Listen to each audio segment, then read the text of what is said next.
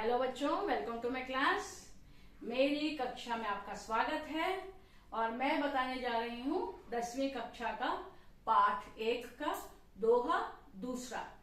पिछली कक्षा में हम लोगों ने पढ़ा था, है ना, फर्स्ट ऑफ ऑल कबीर का कवि परिचय, कबीर जी का कवि परिचय, और उसके बाद में पहला दोहा।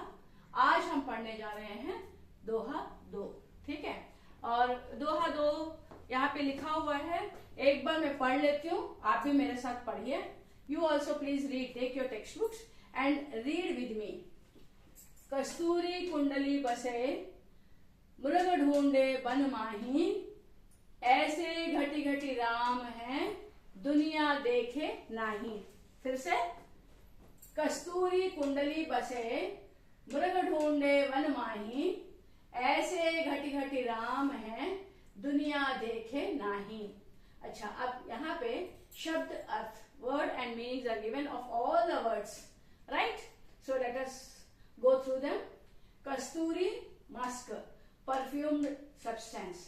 कुंडली नावल। बसे स्टेज, resides. मृग डियर। ढूंढे टू सर्च। बन jungle, forest. माही means inside or in itself. ऐसे like this. घटी घटी each and every part. Ram है Lord Ram stays. दुनिया world. देखे see, to look, observe. Okay. Nahi not. So these are the words and meanings. Now I will be teaching you सप्रसम भावार्थ इसी दोहा का। सो दोहा 2, कस्तूरी dash दुनिया देखे नाही, ठीक है। अब यहाँ पे सेम फर्स्ट दोहा में जैसा हमने सब हेडिंग्स पढ़ा था, सेम वैसे ही रहेगा। प्रस्तावना, प्रस्तावना सब heading and the sentence in this will not have any changes. Why? Because in प्रस्तावना अपन क्या लिखते हैं, किसने लिखा और कहां से दिया गया। ఎవరు రాశారు, ఏ పాఠం నుంచి ఇది ఇవ్వబడింది, right? So the name of the lesson and the poet both will not change.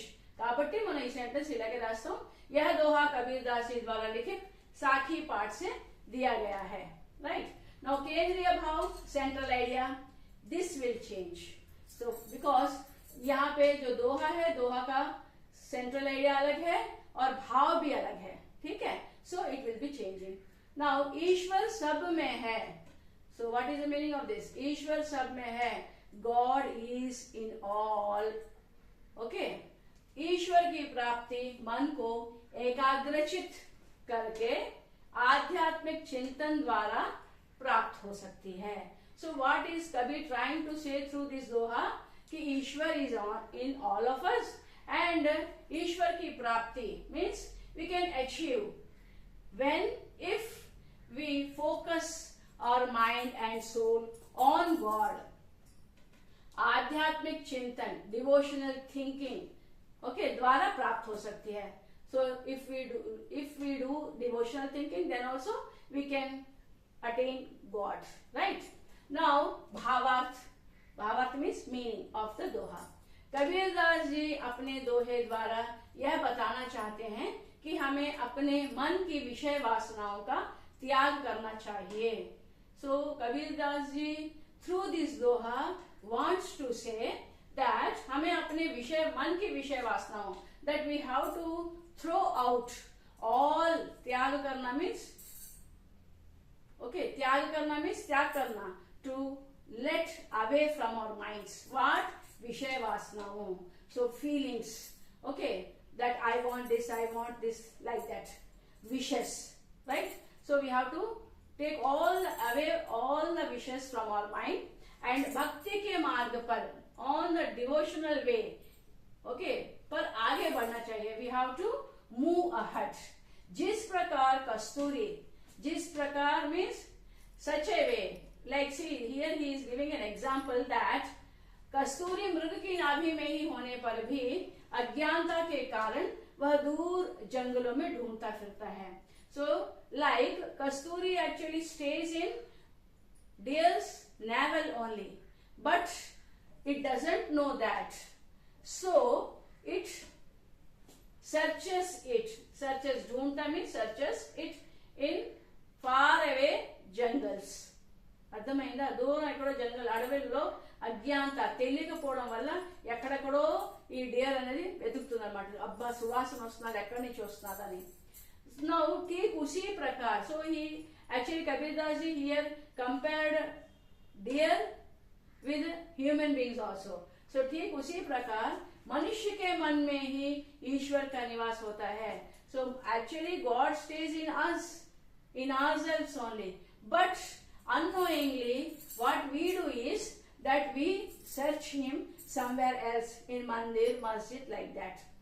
That here Kabir Das ji wants to say to us from our doha.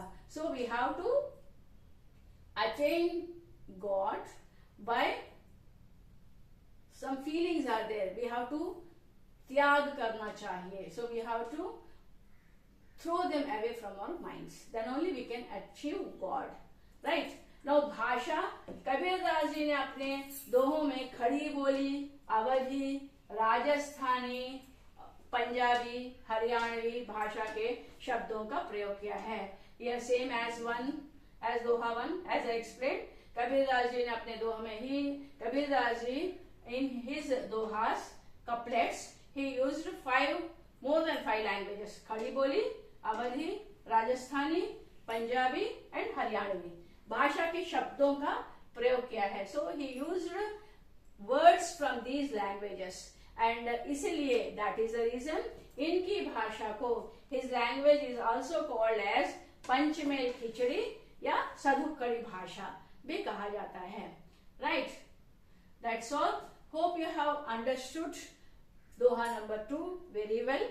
And my request is that if you have any comments or any suggestions, you can drop them in the comment section. If you have liked it, so then you have to like. Please subscribe my channel, and thank you for listening.